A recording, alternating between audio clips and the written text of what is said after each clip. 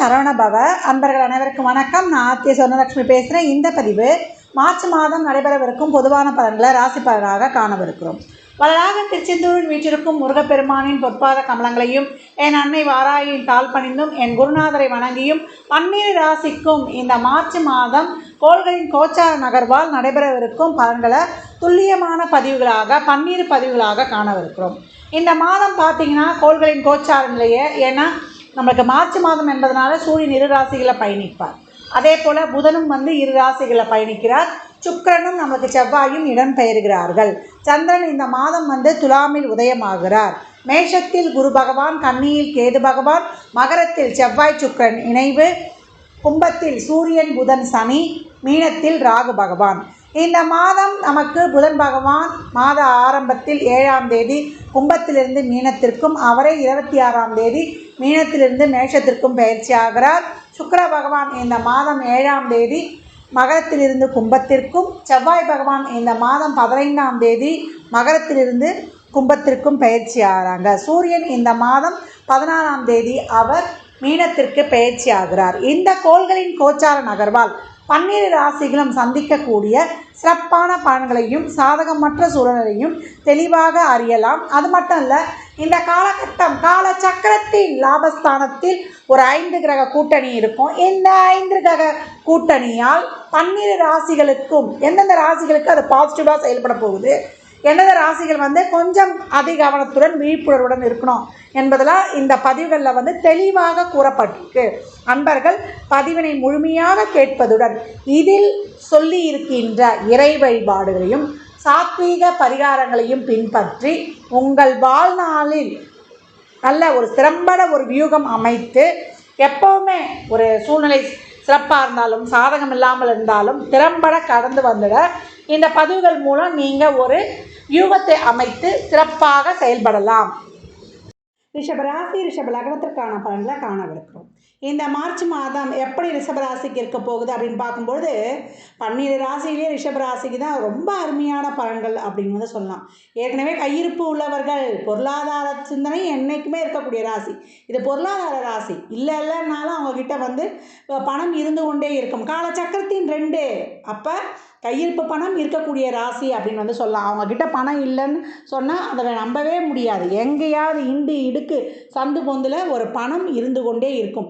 பணம் இல்லைன்னா அது தூக்கமே வராது அவங்களுக்கு. இப்படி இருக்கக்கூடியவர்கள் தான் இந்த ரிஷபம் அப்படின்னு சொல்லலாம். அந்த ரிஷபமே எந்த வகையிலையாவது ஒரு பொருளாதாரத்தை ஈட்டக்கூடிய ராசி, ரொம்ப சிறப்பு மிக்க ராசி அப்படின்லாம். இந்த மாதம் ரிஷபராசிக்கு ராசி அதிபதி நமக்கு சிறப்பாக 9, 10 என்ற இடங்களில் பயணிக்கிறார். அதாவது 9 அதிர்ஷ்டம், 10 அதுக்கு ரொம்ப பலத்தை கொடுக்கக்கூடிய இடம், 11 அந்த இடங்கள் தான் ரிஷபராசிக்கு இப்போ ஆக்டிவேஷன் ஆக போகுது. ஏற்றம் தரும் பாவங்கள் ரிஷபராசிக்கு நெடுநாள் கனவு பலித்தது அப்படின்னு சொல்லுவோம் இல்லையா, அது இந்த காலகட்டம் ரிஷபராசிக்கு அப்சல்யூட்லி பொருந்தும் அப்படின்னு சொல்லலாம்.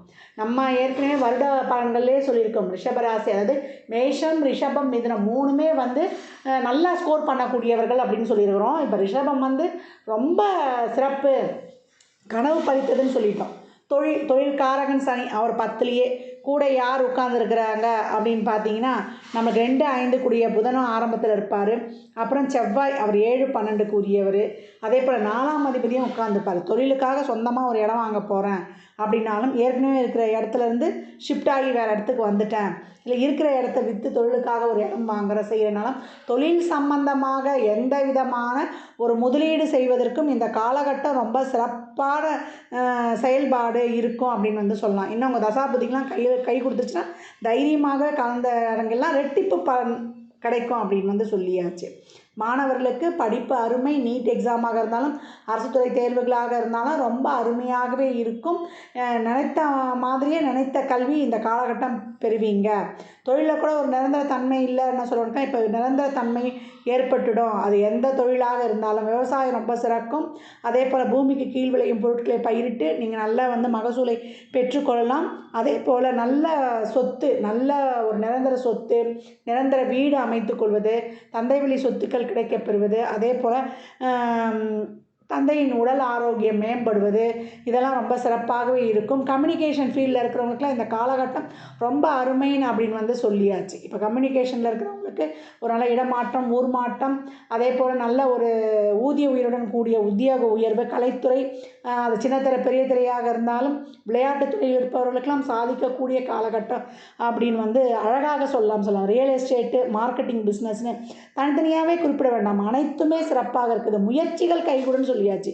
முயற்சிகள் வெற்றி காணும் அப்படின்னு வந்து சொல்லியாச்சு. ஏன்னா சந்திரன் சிறப்பான இடங்களில் அதற்கப்புறம் மாதம் முழுவதும் பயணிப்பார். அந்த காலகட்டம்லாம் ரொம்ப அருமையாகவே இருக்கும். மாத பிற்பகுதி பிற்பகுதிலாம் பிரிக்க வேண்டாம். 31 நாட்களும் அதிரடி பலன்கள், திருப்பங்கள், மாற்றங்கள் நிச்சயம் உண்டு ரிஷபராசிக்கு. அம்மா எல்லாம் சொல்லிட்டீங்க, இதில் வந்து எங்களுக்கு எதுவும் தென்பட்டா மாதிரி தெரியல ஒரு சிலர் சொல்வதும் உண்டு. அதற்கு தான் சொல்கிறது, கிரக அமைப்புகளும் நடக்கக்கூடிய தசாபதிகளும் சிறப்பாக இருக்கும்போது ரொம்ப அருமை.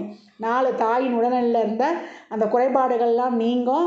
அவங்களுக்கே வந்து ஒரு மருத்துவ மாற்றம் கிடைத்து நல்ல அதில் ஒரு ஆரோக்கியம் கிடைப்பது. அதே போல் தொழிலில் ஒரு புதிய உத்வேகம். ஒரு இடத்துல வேலை செய்கிறோன்னா அந்த வேலையில் வந்து உங்களுடைய முயற்சிகள், உங்களுடைய திட்டங்கள், வியூகங்கள்லாம் இப்போ சக்ஸஸ் ஆகுது. உங்களுடைய போட்டி தேர்வுகள், ஒரு தொழிலையே வந்து நீங்கள் ஒரு நல்ல ஒரு சாதனை செய்து காட்டுவது, இது வரைக்கும் ஒரு வலி, வேதனை, அசிங்கம், அவமானம் பட்டன்றதெல்லாம் அதெல்லாம் நீங்கி இந்த காலகட்டம் ஒரு புகழ், கௌரவம், அந்தஸ்து இதெல்லாம் கிடைப்பது. ஏற்கனவே சொன்ன மாதிரி தான் இடமாற்றம், ஊர் மாற்றம், தொழில் மாற்றம், ஊதிய உயர்வுடன் கூடிய உத்தியோக உயர்வு உண்டு. இதை வந்து அண்டர்லைன் பண்ணிக்கணும். இதெல்லாமே ரொம்ப சிறப்பாக இருக்கும் அப்படின்னு வந்து சொல்லியாச்சு. ராசி அதிபதி ரொம்ப சிறப்பாக இருக்கார். அதனால் எங்கேயுமே இல்லை, பைபாஸில் போகிற மாதிரி நம்ம நேராக போகிறோம். இதே உங்களுடைய யோகக்காரனே சனி பகவான் தான். உங்கள் ரிஷபத்திற்கு யோகத்தை கொட்டு கொடுக்குறப்போ சனியும் செவ்வாயும் இந்த காலகட்டம் ஆட்சியாகவே இருக்கிறாங்க. அப்போ உங்கள் சுயஜாதகத்தில் இவங்க வந்து சிறப்பாக அமர்ந்திருக்கிறாங்க அப்படின்னும் பொழுது உங்களுக்கு இதற்கு வரக்கூடிய பலன்களும் ரொம்ப அருமையாகவே இருக்கும் அப்படின்னு வந்து சொல்லலாம். பெண்களுக்கு இந்த காலகட்டம் நினச்ச மாதிரி ஆடம்பர அத்தியாவசிய பொருள் பழசை கொடுத்து புதுசாக மாற்றுறது, நான் ஏற்கனவே சொன்ன மாதிரி தான் ஒரு வீடு கட்டுறது, எல்லாமே ஒரு சுப பேச்சுவார்த்தைகள் அனைத்தும் நடந்தாலுமே கூட நம்ம பற்று எது மேலேயும் வைக்கக்கூடாது. பற்று இல்லாமல் இருக்கும்போது இந்த மாதத்தை வந்து ரொம்ப சிறப்பாக கடந்து வந்துடலாம் அப்படின்னு வந்து சொல்லியாச்சு. ஏற்கனவே சொல்லியிருப்பேன், ரிஷபராசிக்கு எல்லாமே நடக்கும், அதை அனுபவிப்பதில் ஒரு தடை இருக்கும். ஏன்னா உங்கள் அமைப்பே அப்படி தான். உங்களோட அயன சயன போகத்தில் கிடைக்கும்போது அனுபவிச்சுக்கணும். அதுக்காக வந்து நம்ம கேட்கும்போது கிடைக்காதுன்னு சொல்லுவோம் இல்லையா? எதுவுமே வந்து நீங்கள் பிறருக்காகன்னும் பொழுது உங்களுக்காக எதையும் அங்கே அனுபவிக்க முடியாது. பிறருக்காக செயல்படுத்தும் போது நீங்கள் அனுபவித்து கொள்ளலாம் அப்படின்னு வந்து சொல்லுது. குழந்தைகள் நலன் சார்ந்த விஷயங்கள், குழந்தை பாக்கியம், திருமண பாக்கியம் இதெல்லாமே ரொம்ப அருமையாகவே இருக்குது. காதல் இனித்து கற்கண்டாய் தித்தித்து பெற்றோர்களுடைய ஆசீர்வாதம் எனும் இறைவனின் பெருங்கருணை கிடைக்கக்கூடியது. இனம், மதம், மொழி தாண்டி காதல் உருவாகும். வேற்று மொழி, அந்நிய மொழியினால் நம்மளுக்கு ஒரு நல்ல ஆதாயம், அனுகூலங்கள், அந்த நண்பர்கள் மூலம் நம்மளுக்கு வந்து ஒரு பெனிஃபிட்ஸு, அவர்கள் நம்ம வாழ்க்கைக்கு, என் நண்பனால் என் வாழ்க்கையில் ஒரு பெரிய டேர்னிங் பாயிண்ட் இல்லையா, அதெல்லாம் இந்த காலகட்டம் நடக்கக்கூடிய வாய்ப்பு, இதெல்லாமே ரொம்ப அருமை. இது வரைக்கும் உடல்நல குறைபாடெலாம் இருந்ததுன்றவங்களுக்குலாம் ஒரு நல்ல மாற்று மருத்துவத்தின் மூலம் ஒரு நல்ல ஒரு மருத்துவம் கிடைப்பது, எல்லாமே அருமை ரிஷபத்திற்கு. தொட்டது துலங்கும் பொற்காலம் அப்படின்னு வந்து சொல்லலாம். இந்த காலகட்டம் ரிஷபம் சிறப்பாக திட்டத்தை தீட்டுறோம், செயல்படுறோம். வாழ்வில் வந்து அதிகப்படியான முன்னேற்றத்தை காணக்கூடிய மாதம். வேலை வாய்ப்பு இல்லைன்னே சொல்ல முடியாது. வேலை அந்தளவுக்கு ரொம்ப சிறப்பாக இருக்கக்கூடிய காலம் அப்படின்னு சொல்லி 6ஆம் அதிபதியும் 10ஆம் அதிபதியும் மாத பிற்பகுதியில் சேர்ந்துருவாங்க. நமக்கு லாபாதிபதி பார்வையும் தொழில் ஸ்தானத்திற்கு லாபஸ்தானமான 8ஆம் இடத்துக்கு 9ஆம் பார்வையே விழுது. இது வரைக்கும் தொழிலில் எவ்வளோ பெரிய கஷ்டங்கள் இருந்தது, தொழிலில் வருமானமே இல்லைன்றவங்களுக்கு கூட இந்த காலகட்டம் நிச்சயம் ஒரு வருமானம் இருக்கும். பட்ஜெட் துண்டு விடக்கூடிய காலகட்டம் இல்லை, ஒரு 2 ரூபாய் சேமிக்கக்கூடிய காலகட்டம். ஏன்னா அவங்கக்கிட்ட கையிருப்பு குறைஞ்சாலே அவங்க ஆள் வந்து டல்லாகிடக்கூடியவர்கள் ரிஷபராசிக்காரர்கள். இந்த காலகட்டம் கையிருப்பு கூடி புதிய தெம்பு உருவாகும் அப்படின்னு வந்து சொல்லலாம். ரிஷபம் இந்த காலகட்டம் அவங்களுடைய கனவுகள் நனவாகி வெற்றி பாதையில் வெகு ஜோராக நடைபோடக்கூடிய காலகட்டம் அப்படின்னு சொல்லியாச்சு. இந்த மாதம் தடைகளை நீக்குவதற்கு விநாயகர் வழிபாடு நான் சொல்லியிருப்பேன். நாக யக்னோபவீத கணபதி, நாகத்தை பூணூலாக பெல்ட்டாக அணிந்து இருக்கக்கூடிய விநாயகரை வழிபடுவது, திருநாகேஸ்வரத்தில் இருக்கக்கூடிய நாகநாத சுவாமி ஆலயத்தில் இருக்கக்கூடிய அந்த விநாயகர் ரொம்ப சிறப்பாகவே இருப்பார். அங்கே இருக்கக்கூடிய விநாயகர் வழிபட்டாலும் சரி, நம்ம திரிசூலநாதர் திருசூலத்தில் இருக்கு இல்லையா, சென்னையில் மீனம்பாக்கத்துக்கு அடுத்து இருக்கக்கூடிய அங்கே இருக்கக்கூடிய விநாயகரும் ரொம்ப அதிவிசேஷமானவர். அவரும் வந்து பூணூலாகவே தடுத்திருப்பார். நாகத்தை எந்தெந்த தெய்வங்கள் ஆபரணமாக கொண்டிருக்கிறாங்களோ, கருமாரியம்மன் இவங்க எல்லாமே கூட, நம்ம சமயபுரம் மாரியம்மன், அந்த மாதிரி ஊர் எல்லை காவல் தெய்வங்கள் இவங்களெல்லாம் வழிபடும்பொழுது உங்களுக்கு நடக்கக்கூடிய பலன்கள் ரெட்டிப்பாகும். தொழில், திருமணம், வேலைவாய்ப்பு, பண வரவு, கடன் தீருவது. 6ஆம் அதிபதியே நம்மளுக்கு இந்த காலகட்டம் 9, 10ன்ற இடங்கள்லாம் பயணிக்கிறார். அவருடைய ஸ்தானத்துக்கு 5ஆம் இடத்துல 4ஆம் இடத்துலலாம் பயணிக்கிறார். அப்போ உங்களுடைய கடன் உங்களுக்கு ஒரு மட்டுப்படுவது, 4 இடத்துல கடன் இருந்தாலும் ஒரு இடத்துல வாங்கி அதை நம்ம அடைத்து கொள்வது, ஒரு மணி ஃப்ளோ இருப்பது. பணம் எப்போ வரும்? பண பற்றாக்குறை இருக்கும்போது தான். அந்த பணம் தாராளமாக கிடைக்கும்பொழுது நம்மளுக்கு சிறப்பாகவே நம்ம பிரச்சனைகள் தீர்ந்துடும் அப்படின்னு சொல்லலாம். இந்த காலகட்டம் ரிஷபம் கனவுகள் ஜெயித்து கனியாகி வாழ்க்கை இனிப்பாக இருக்கக்கூடிய காலம் அப்படின்னு சொல்லலாம். இந்த பலன்கள்லாம் கோள்களின் கோச்சார நகர்வை வைத்து சொல்லப்பட்டிருக்கு.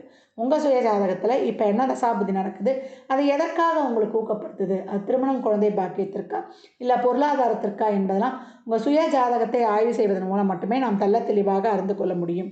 சாத்வீக பரிகாரமாக எப்பவும் மாற்றுத்திறனாளிகளுக்கு, சாலையோரம் இருப்பவர்களுக்கு, இவர்களுக்கெல்லாம் உங்களால் முடிந்த அன்னதானம் நிறைய செய்யுங்க. இந்த மாதம் உங்களுக்கு 2 சிறப்பான நிகழ்வுகள்லாம் வரும். உங்களுக்கு மகா சிவராத்திரி, அதே போல் பங்குனி உத்திரம்லாம் வரும். இந்த வழிபாடுகள்லாம் எப்படி பண்ணணுன்றதையும் சொல்கிறேன். அதெல்லாம் பின்பற்றுங்க. இந்த மகா சிவராத்திரிலாம் குலதெய்வ கோயிலில் போய் வழிபடும்பொழுது உங்கள் வாழ்க்கையில் அபரிமிதமான பலன்களை நீங்கள் சிறப்பாக அடையலாம். இந்த மாதம் 12 ராசிக்காரர்களும் வழிபடக்கூடிய சிறப்பான வழிபாடுகள் 2 வழிபாடுகள் இருக்குது. ஒன்று மகா சிவராத்திரி, 2வது பங்குனி உத்திரம். இந்த 2 நாட்களில் முதல்ல வரக்கூடியது மகா சிவராத்திரி. அது மார்ச் 8ஆம் தேதி வெள்ளிக்கிழமை, மாசி 25. இந்த மகா சிவராத்திரி அன்று நம்ம சிவபெருமானை வழிபடுவதுடன் நம்முடைய குலதெய்வ கோயிலுக்கு சென்று வழிபடும் பொழுது நம்ம குலத்தை வாழ வைக்கும். குலதெய்வம்னு சொல்லும்பொழுது 2 குலதெய்வத்தை வழங்கணும். என்னம்மா 2 குலதெய்வம் அப்படின்னு கேட்குறவங்களுக்கு, தாயுடைய குலதெய்வத்தையும் தந்தையுடைய குலதெய்வத்தையும் வணங்கணும். நம்ம பெரும்பாலும் தந்தையுடைய குலதெய்வத்தை தான் வணங்குவோம். தாய் வழி குலதெய்வத்தையும் வணங்கணும். தாய் வழி குலதெய்வம் நம்மளுக்கு சிறப்பான சுப நிகழ்ச்சிகள் எல்லாம் நடத்தி கொடுக்கும். அதில் இருக்கக்கூடிய தடைகளை நீக்கி கொடுக்கும். தந்தை வழி குலதெய்வம் நம்முடைய குலத்தை வாழ வைக்கும் அப்படின்னு சொல்லலாம். அதே போல் பங்குனி உத்திரம் 25ஆம் தேதி திங்கட்கிழமை அன்னைக்கு வருது. இதை முதல் நாளே கூட பங்குனி ஞாயிற்றுக்கிழமையே கூட ஆரம்பிச்சிருது. 2 பட்டு வரா மாதிரி இருக்கும். பெரும்பாலும் 25ஆம் தேதி தான் சொல்லுவாங்க. நம்ம 24ஆம் தேதி 2 நாள் தெய்வத்தை கும்பிட்றதுனால ஒன்றும் இங்கே நம்மளுக்கு தப்பு வர போகிறதில்ல. அதனால் பங்குனி உத்திரம் அன்று நமக்கு வாய்ப்பு இருப்பவர்கள், வேலைக்கெலாம் போகிறோம் அப்படின்றவங்க நம்ம ஞாயிற்றுக்கிழமையை கூட வழிபட்டுக்கலாம். அதே போல் பங்குனி உத்திரம் அன்று நம்ம முருகர் வழிபாடு பண்ணுவது ரொம்ப சிறப்பு. பெரும்பாலும் அம்மன் கோயில்லையும் ரொம்ப விசேஷம் நடைபெறும். எல்லா ஆலயங்களிலுமே சிறப்பான நிகழ்வுகள், அதே போல் திருமண வைபவங்களும் நடைபெறும். பங்குனி உத்திரம் முருகனுக்கு தான் ரொம்ப உகந்ததாக நம்ம வழிபடுவோம்.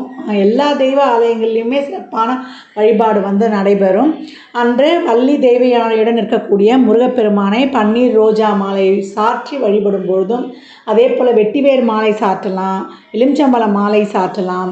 வெற்றிவேர் மாலை போடும்போது நமக்கு வெற்றி கொடுக்கும். எலுமிச்சங்கனி போடும்பொழுது அதுவும் வெற்றிக்கனி. நமக்கு தொழில் தடையெல்லாம் நீக்கி, கண்திருஷ்டி நீக்கி நமக்கு சிறப்பான பலன்களை தரும் அப்படின்னு சொல்லலாம். இந்த பன்னீர் ரோஜா மாலை போட்டு நம்ம ஒரு பால் அபிஷேகம், பன்னீர் அபிஷேகம், இளநெய் அபிஷேகம்லாம் பண்ணும்பொழுது நம்மளுக்குள்ளே இருக்கிற அந்த கோபம், நம்மளுக்கு இருக்கக்கூடிய நம்ம அந்த ஆக்ரோஷம் இதெல்லாம் நீங்கி நம்மளே ஒரு சாந்த சொரூபி ஆகிடுவோம்.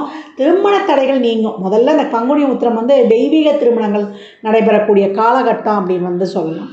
அதே போல் ஒரு சில கோயிலில் திருமணங்கள் நடைபெறாது.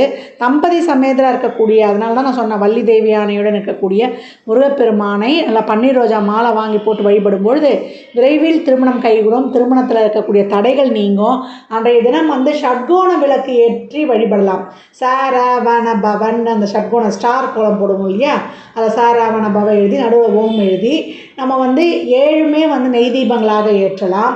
இல்லை அந்தளவுக்கு வசதி இல்லைன்றவங்க, இல்லை 6 தீபத்தை நல்லெண்ணெய் தீபமாகவும் நடுவில் வைக்கக்கூடிய தீபத்தை சுத்தமான நெய் தீபத்தினால் ஏற்றும்பொழுது ராகுகேது இந்த இணைச்சோன்னா அந்த புள்ளிகளை ராசி கட்டத்தில் ராகுகேதுகளை இணைக்கும் பொழுது நமக்கு இந்த ஸ்டார் வடிவில் தான் வரும் ஷட்கோணத்தில்.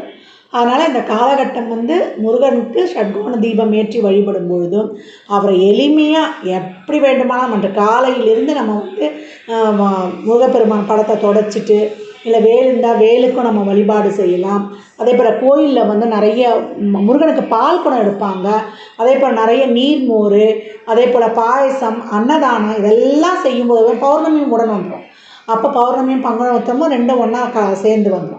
அப்படி வர்ற நாட்களில் நம்ம நிறைய தான தர்மங்கள், இறை வழிபாடுகள், இறைவனுக்கு என்ற பொருட்களை வந்து நம்ம நெய்வேத்தியம் வைத்து வழிபடும் பொழுது பெரியவர்கிட்ட நிறைய ஆசி வாங்கணும். இந்த பண்டிகை நாட்களில், விரத நாட்கள்லாம் நம்ம நிறைய தான தர்மம் பண்ணணும். ஏழை எளியவருக்கு வறியவருக்கு பண்ணும்பொழுது நம்முடைய கர்மாக்கள் விரைவாக குறைக்கப்படும். அப்போ பங்குனி உத்திரத்தில் இறைவனை வழிபடும்போது சீக்கிரம் திருமண பாக்கியம் கிடைக்கும், திருமண தடை நீங்கும், கணவன் மனைவி ஒற்றுமை கூடும். அதே போல் ரொம்ப சிறப்பான இனிய இல்லறம் வந்து தம்பதியருடைய அந்யோன்ய சிறக்கும் அப்படின்னு வந்து சொல்லலாம். என்ன சொல்கிறது, கணவன் மனைவி வந்து ஒரு குடும்பத்தில் ஒற்றுமையாக இருக்கும்பொழுது தான் அந்த குடும்பமே ரொம்ப சீரும் சிறப்பமாக இருக்கும். அந்த குழந்தைகளையும் ஒரு பெரிய சிறப்பாக பேணி வளர்க்க முடியும். கணவன் மனைவி ஒற்றுமை இல்லைன்னா முதல்ல பாதிக்கக்கூடியது அந்த பிள்ளைகள் தான். அதாவது பிள்ளைகள் நல்லா இருக்கணும், பிள்ளைகள் சிறப்பாக இருக்கணும்னா முதல்ல கணவன் மனைவி அவங்க எதிரில் முதல்ல சண்டை போட்டுக்கிறதே ஃபஸ்ட்டு தவிர்க்கணும். அவங்களுக்கு தெரியக்கூடாது நம்ம சண்டை போட்டிருக்கோம் அப்படின்னு. ஏன்னா நம்ம ஒற்றுமை இல்லைன்னா பிள்ளைங்களை நம்ம வந்து ஒரு சிறப்பான வழிநடத்தி ஒரு கண்டித்து வழி நடத்த முடியாது. ஏன்னா இப்போ இருக்கிறதே வந்து கலிகாலம் சொல்லியாச்சு.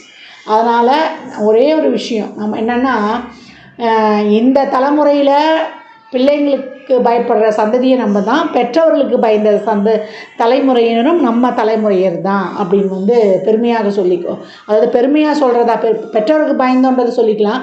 பிள்ளைகளுக்கு ஏன் பயப்படுறேன்னா நம்மளோட புத்திசாலி ஆகிட்டாங்க, அவங்க வந்து சிந்தனைலாம் வேறு மாதிரி சென்று கொண்டிருக்குது. நம்ம என்ன தான் சொல்லி வளர்த்தாலுமே உலக நடைமுறையும் அதாவது கணினிமயமான உலகத்தில் நம்ம ராகுவின் தாக்கம் அதிகமாக இருக்குது இல்லையா? அதனால் வந்து ஒரு மாய முகமூடிய போலியை தான் நம்புகிறாங்க. உண்மையை நம்புவது வந்து தாமதமாக தான் நடக்குது. அதனால் போலி வந்து எளிதாக ஜெயிக்கிறது அப்படின்னு வந்து சொல்லலாம். இந்த நிலையிலிருந்தெல்லாம் நம்ம மீண்டு வருவதற்கு தான் இறை வழிபாடுகளையும் நேர்மறை சிந்தனைகளையும் நம்ம எப்போ வைத்துக்கொள்ளணும். பெரியவர்கள்கிட்ட மனம் கோணாமல் நடந்து அவருடைய ஆசைகளை பெற்று தான் ஒவ்வொரு வழிபாடும் பண்ணும்பொழுது அந்த வழிபாடுகளை நம்மளுக்கு பூர்ணமாக பலன் தந்து பலன்களை நிறைவாக பெற்றுக்கொள்ளலாம்.